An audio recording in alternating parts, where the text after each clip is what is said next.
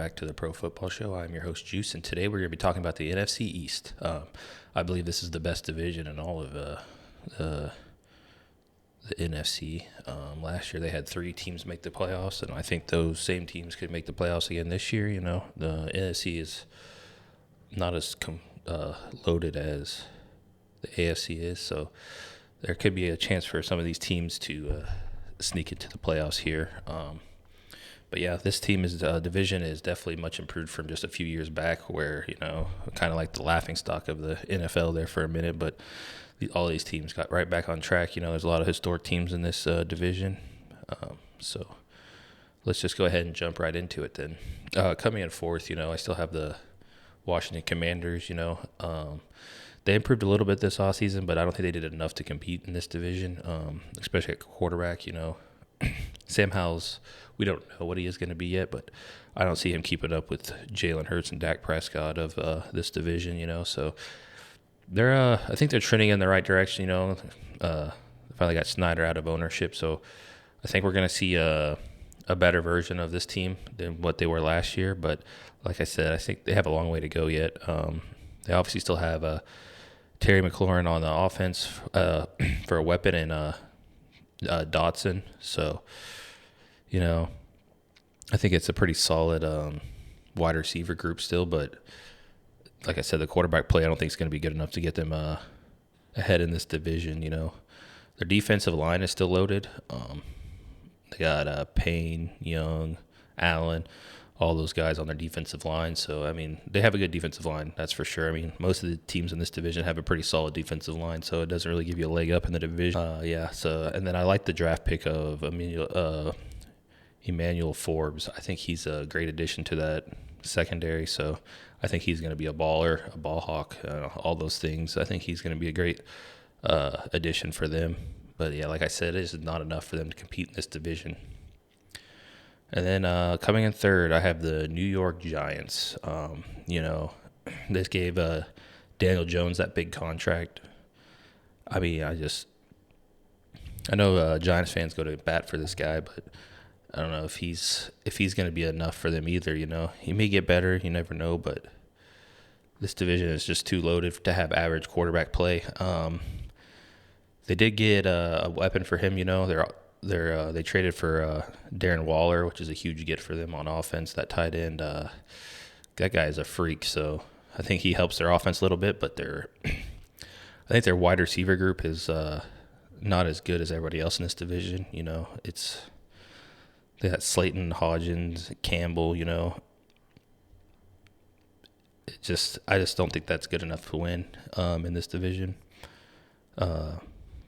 They got Barkley in the backfield, but he hasn't even signed his tender yet. So who knows what's going to happen with that? The guy wants to get paid.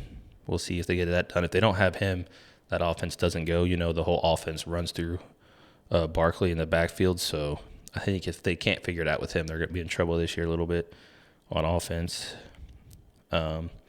And then obviously on the defensive side of the ball, they have a good defensive line as well. You know, they still have Dexter Lawrence, Leonard Williams, and Thibodeau. And then they drafted Banks out of Maryland. I think that's a pretty good get for them on their defensive side of the ball. They need help, you know. They need a lot of help last year. So, I don't know. I think this team improved a little bit overall. I just don't think they improved a lot. You know, they still don't have that offensive threat besides Barkley. And if they can't figure out with him, you know, they may never that offense might be worse than last year. But I do like the addition of Waller. He's a good tight end, you know. So I think it'll be a good start, a fresh start for him in New York. And then coming in second, I have the Dallas Cowboys. You know, I think they could possibly win this division. You know, they're right there with the Eagles. I think they're neck and neck. But I just think the Eagles still are a little bit better team than they are. They did do a lot this offseason, though.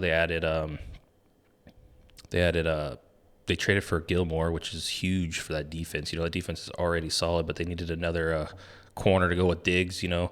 So that's a huge get for them on the defensive side of the ball. And then they traded for Brandon Cooks, which is also, I think, a huge deal for this Dallas Cowboys offense.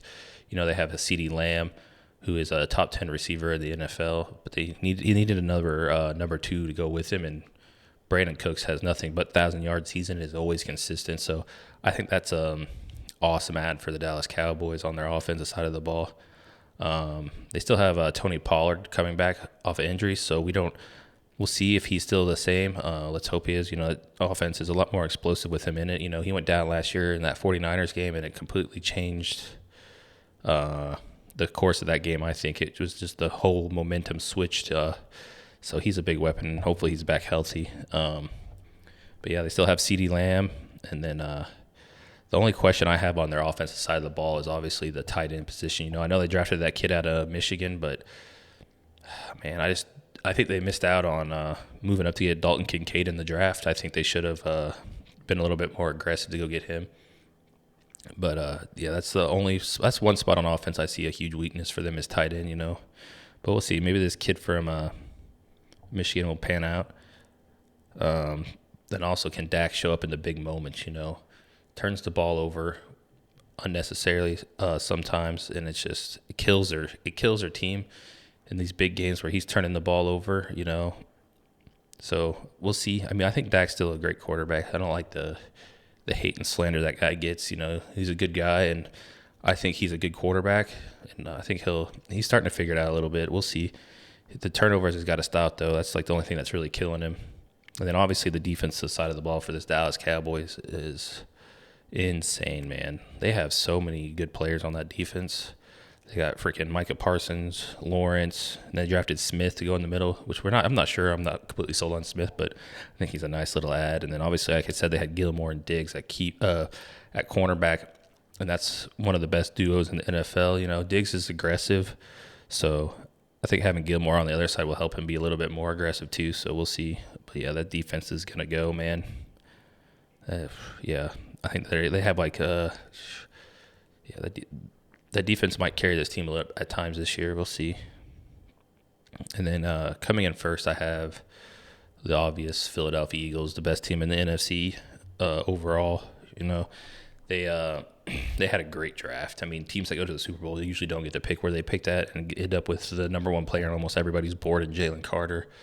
I think that's huge. They lost Hargrave to the 49ers, so this is a huge addition for them. I think he's going to improve that defensive line. This defensive line is the deepest in the division. It is insane. And they also they were able to draft Nolan Smith in the first round as well, which I think is an awesome get. I love that kid. He's got a great work ethic, and I think he's going to pan out for them. I think he's going to be there for a long time.